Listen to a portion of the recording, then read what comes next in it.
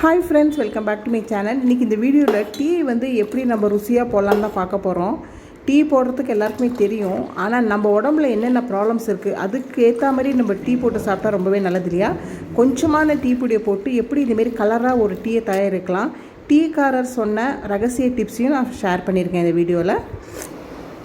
இப்போ டீ போடுறதுக்கு இண்டக்ஷன் ஸ்டவ்வில் ஒரு சாஸ் பேனை வச்சுக்கிறேன். இன்றைக்கி நான் ஒரு சின்ன கிளாஸில் 3 பேருக்கு தான் நான் டீ தயாரிக்க போகிறேன். ஸோ ஃபஸ்ட்டு ஒரு கிளாஸ் தண்ணியை விட்டுக்கலாம். இது கூட அதே கிளாஸில் 1/4 டம்ளர் தண்ணியை நான் சாஸ் பேனில் விட்டுக்கிறேன். எல்லாருக்குமே தெரியும், இஞ்சி போட்டு டீ குடித்தோன்னா தலைவலி இருந்ததுன்னா சட்டுன்னு சரியாயிடும். ஏலக்காய் போட்டு டீ சாப்பிட்ற ஸ்கின்னில் நல்லா நமக்கு க்ளோ வரும் ஃப்ரெண்ட்ஸ்.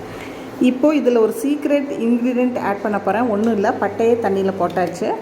தண்ணி வந்து நல்லா கொதி வந்ததுக்கு அப்புறமா நம்ம தேவையான டீ பவுடரை ஆட் பண்ணிக்கலாம்.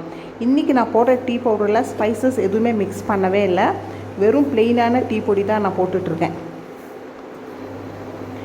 இதில் எதுக்கு நான் அந்த பட்டையை ஆட் பண்ணேன்னா, இப்போ நிறைய பேருக்கு பார்த்தீங்கன்னா இந்த அசிடிட்டி ப்ராப்ளம், கேஸ்ட்ரிக் ப்ராப்ளம் சொல்கிறாங்க, ஏப்பம் வரும், அப்புறம் அந்த சைடில் இந்த வயிற்றுக்கு சைட்லலாம் அப்படியே பிடிச்சிண்டு ஒரு மாதிரி அன்ஈஸியாக இருக்கும். ஸோ அவங்கெல்லாம் தொடர்ந்து இந்தமாரி பட்டையை வந்து டீயில் போட்டு சாப்பிட்றதுக்கே நமக்கு நல்ல ஒரு ரிசல்ட் கிடைக்கும் ஃப்ரெண்ட்ஸ். நீங்களும் ட்ரை பண்ணி பாருங்கள்.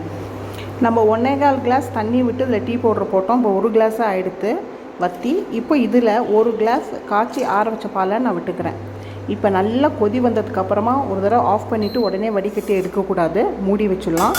கொஞ்சம் நேரம் கழிச்சு திருப்பி நம்ம அடுப்பை ஆன் பண்ணிவிட்டு, டீக்காரர் சொன்ன டிப்ஸ் என்னென்னா, மறுபடியும் நல்லா கொதிக்க வச்சு நம்ம இந்த டீயை குடிக்கிறச்சே இந்த டீ கடையில் குடிக்கிற டேஸ்ட் நமக்கு கிடைக்கும். அதுதான் ஃப்ரெண்ட்ஸ். இப்போ 100 தடவை கொதிக்க வச்சாச்சு. இப்போ வடிகட்டி எடுத்துக்கலாம். நம்ம இப்போ போட்ட டீயை குடிக்கிறதுனால நமக்கு இருக்கிற அசிடிட்டி ப்ராப்ளம், கேஸ்ட்ரிக் ப்ராப்ளம், தலைவலி எல்லாமே சரியாயிடும் சூடாக குடிக்கிறச்சே.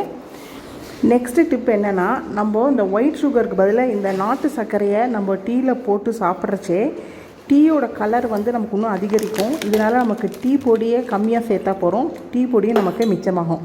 ஒயிட் சுகருக்கு பதிலாக நம்ம நாட்டு சர்க்கரை சேர்த்து சாப்பிட்றச்சே நம்ம ஹெல்த்துக்கும் ரொம்பவே நல்லது. சுட சுட ஹெல்த்தியான டீ ரெடி ஆகிடுது.